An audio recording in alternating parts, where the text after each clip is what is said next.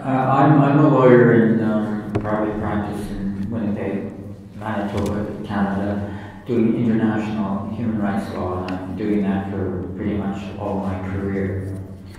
In 2006, I was asked with David Kilgore to investigate whether Falun Gong were being killed for their organs.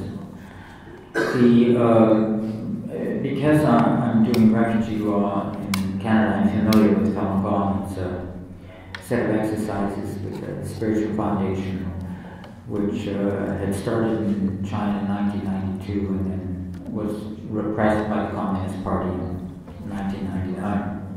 So I knew that there was repression, but of course I didn't know whether there was this victimization or not.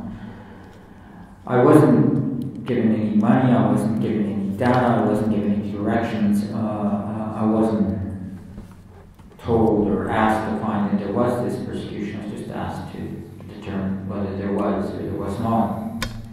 And I myself do a lot of human rights research and writing and investigation and advocacy, and I knew this was a difficult problem which would have been hard to pass on to somebody else, so I agreed to do it. And it became a bit of a puzzle because we didn't have documents from the Chinese hospitals, of course, we couldn't get that.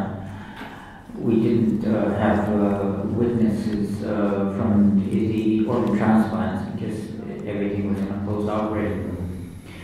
We couldn't actually go to the hospitals or talk to people who'd been there at the hospitals because they were either victims who were dead or perpetrators.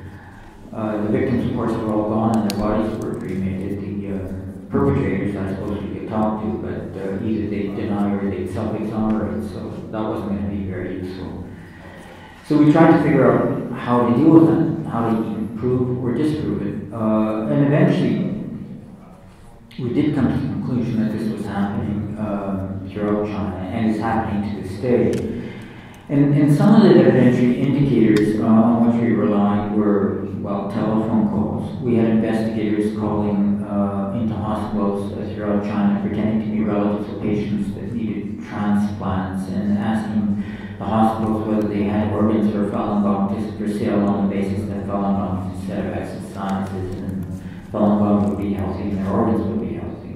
We got admissions on tape, transcribed, translated through out China that said, yes, come down, we have organs of Falun Gong for sale. Another evidentiary strain was the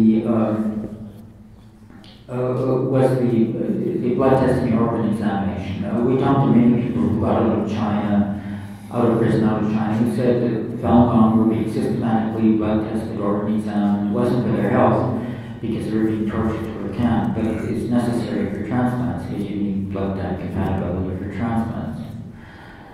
A third indicator was the numbers. China has been for many years the leading country for transplant volumes after the US, but they, for most of the time, didn't have a donor system, and now they have a fledgling one. They didn't have an organ distribution system, so all supplies were local. Where was that huge volume coming from?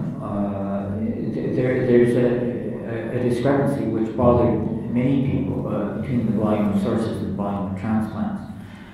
China originally said it was coming from donors, even though there's no donor system. Then they said it was coming from prisoners sentenced to death, but they wouldn't give death penalty statistics. And the law says you have to execute somebody within 7 days of sentence, and there's a lot of hepatitis in the prison, and you need blood type compatibility and for transplants. And so you would have needed maybe 100,000 prisoners sentenced to death every year in China to supply a volume of 10,000 transplants, and that was clearly not happening.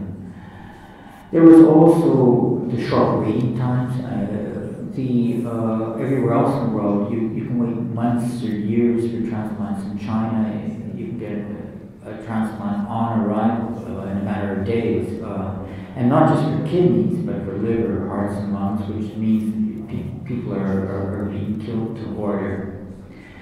There was the depersonalization, dehumanization, marginalization of Falun Gong, extreme vitriol directed against them, which made it easier for them to be killed. And indeed, the Falun Gong practitioners we talked to out of prison said the jailers viewed them as non-human, said, we can do anything with you, and he said you're not really human. So anyhow, it was an accumulation of factors like these which led to the conclusion to which we came that Falun Gong are being killed for their origins. We published the October 93 reports, the last one in book form. There was an NGO that was started as a result of our work. Doctors Against Forced Organ Harvesting, the founder Torsten Trey and I have co-edited a second book that's a collection of essays of transplant professionals which deal with the issue. The European Parliament has now passed a resolution basically calling on the European institutions to conduct an independent investigation and all member states of the European Union to combat this abuse. And I'm here with my Taiwanese colleagues in Slovakia to help to mobilize Slovakia to join in the European and global effort to stop this abuse in China. I think that's probably my 7 minutes.